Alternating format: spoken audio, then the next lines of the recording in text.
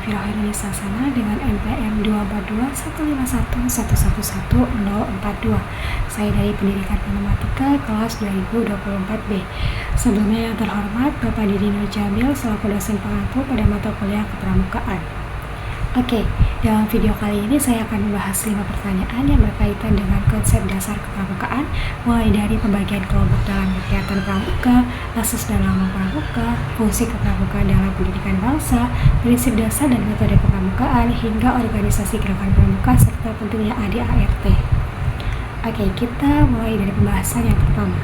Nah, dalam konteks kepramukaan, jelaskan pengertian dan konsep pembagian kelompok, berikan contoh implementasinya dalam kegiatan kepramukaan, serta pentingnya pembagian kelompok dalam gerakan pramuka. Oke, akan saya jawab. Dalam kegiatan pramuka, pembagian kelompok merupakan suatu sistem pengorganisasian anggota pramuka ke dalam kelompok-kelompok kecil yang disebut regu atau sangga, tergantung pada tingkatan usia peserta didik. Konsep pembagian kelompok ini bertujuan untuk mempermudah proses pembelajaran, membangun kerjasama, serta melatih kepemimpinan di antara anggota pramuka.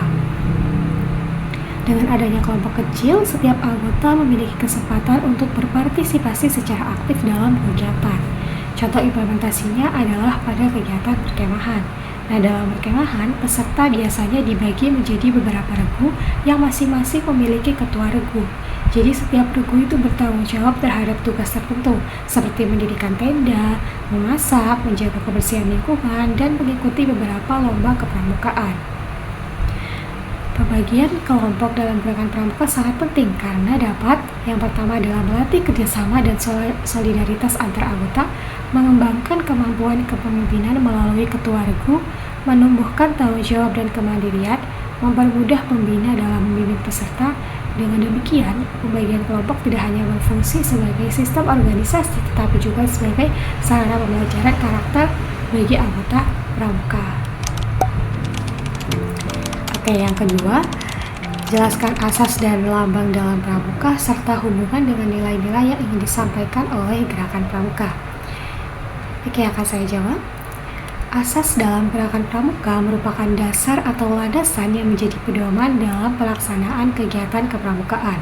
Dalam pramuka, asas yang digunakan adalah Pancasila, karena gerakan pramuka merupakan organisasi pendidikan yang berlandaskan nilai-nilai kebangsaan Indonesia.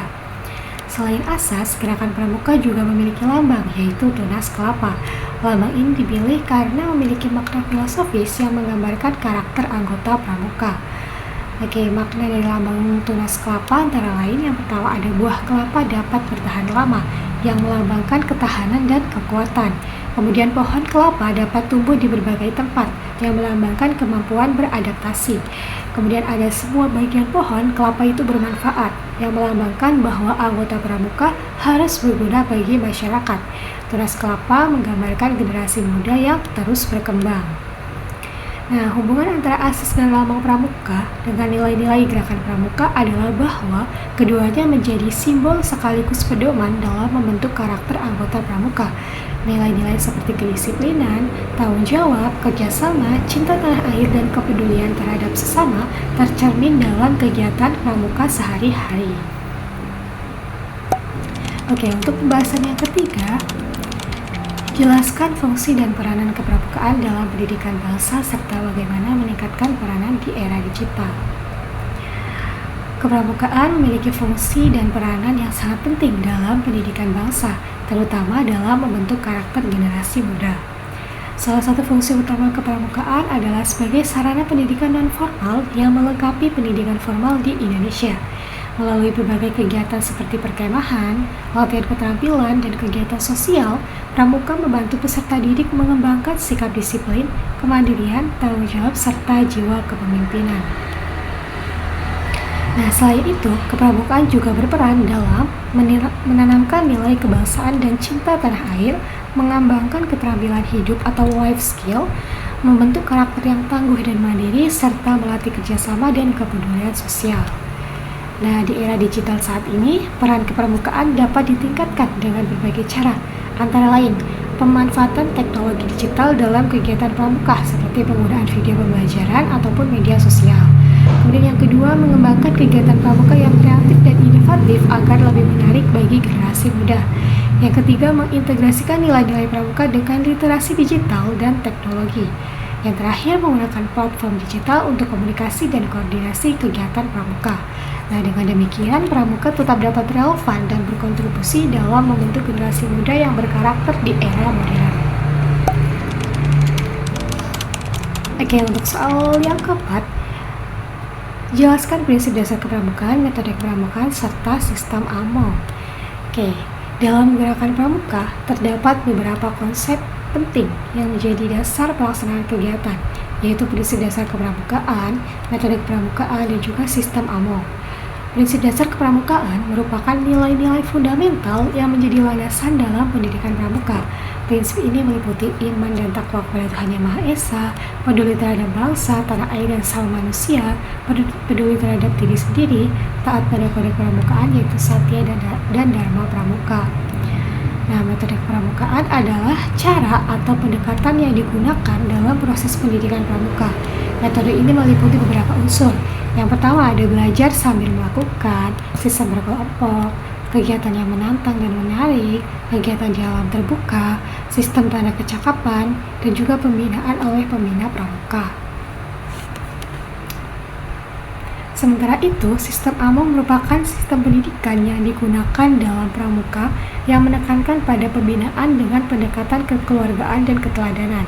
Sistem AMO memiliki 3 prinsip utama, yaitu Ing Ngarso Suntulodo, yang artinya di depan memberi teladan, Ing Madyo Mangun Karso, yang artinya di tengah membangun semangat, yang terakhir Tutwuri Handayani, yang artinya di belakang memberi dorongan. Dengan menerapkan prinsip, metode, dan juga sistem AMO tersebut, kegiatan pramuka dapat berjalan secara efektif dalam membentuk karakter peserta didik. Dan yang terakhir ada jelaskan organisasi gerakan pramuka dan juga pentingnya ada ART dalam kegiatan pramuka.